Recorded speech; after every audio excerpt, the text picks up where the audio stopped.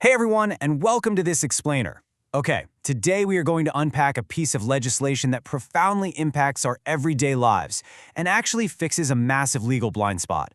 See, for the longest time, the laws surrounding sexual harassment left these huge gray areas, pretty much leaving people totally vulnerable in places where they should feel the most secure. So today we're diving straight into how Republic Act 111313 dramatically expands your legal protections and honestly just changes the game completely. Think about it for a second. Does harassment only happen in the office? Well, we all know it isn't just confined to a desk or some corporate boardroom.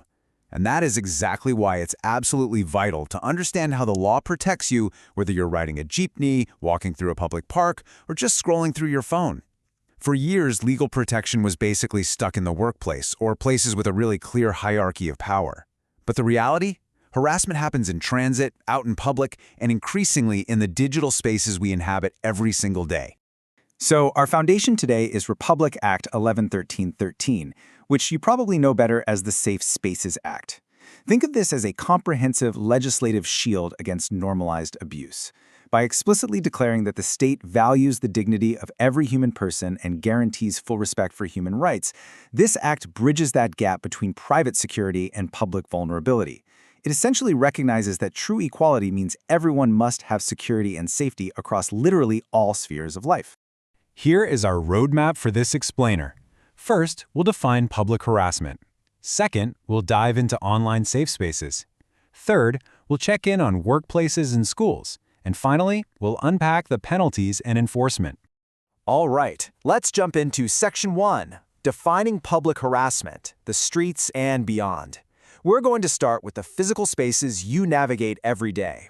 So, the law explicitly targets and defines these normalized behaviors like catcalling. It breaks down dense legalese into recognizable everyday actions. The crucial point here is that things people previously tried to brush off as, just a joke or boys being boys are now formally recognized as offenses. Whether it's a misogynistic slur or a transphobic remark, if it's uninvited and it threatens your sense of personal space, the Safe Spaces Act calls it exactly what it is: harassment.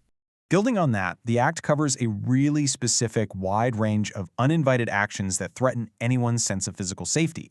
And we aren't just talking about physical touch here. We're talking about intrusive gazing, relentless requests for your name or number after you've already said no, and the persistent telling of sexual jokes.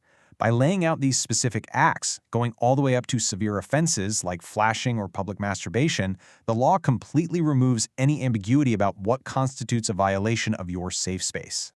Now, here is a surprisingly powerful provision for our daily commutes.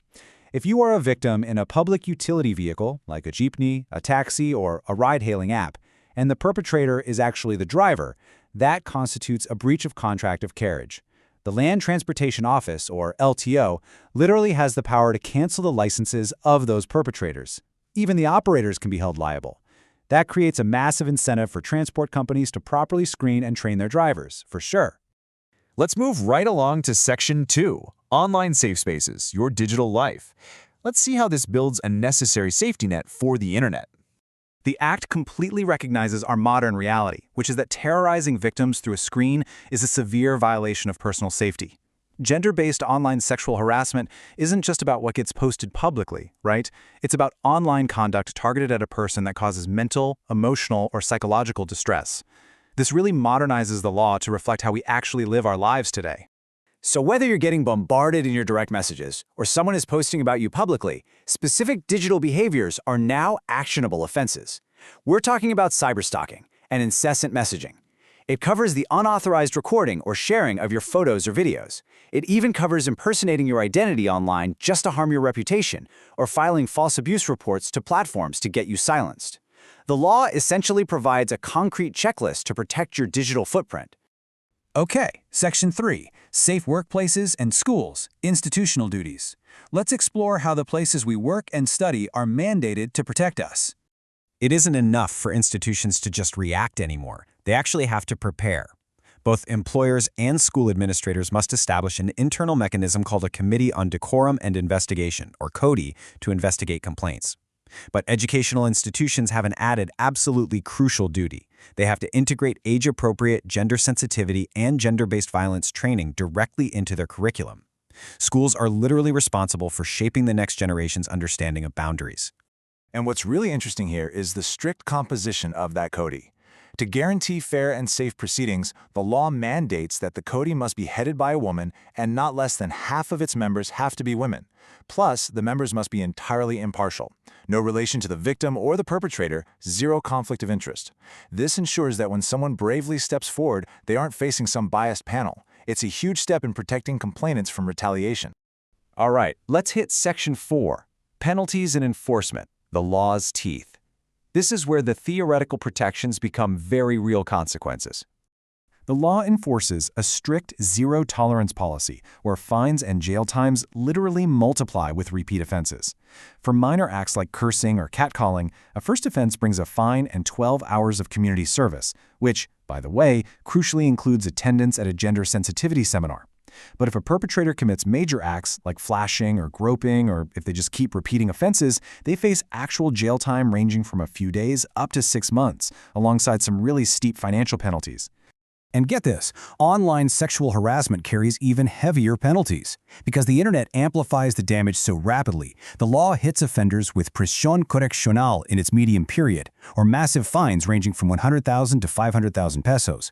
And if the perpetrator happens to be a foreign national, they'll be subject to deportation proceedings right after serving their sentence and paying the fines. Like we said, the digital world is not a lawless Wild West anymore. So who's actually on the ground making sure this happens? Local government units, or LGUs, along with the police, hold the frontline responsibility.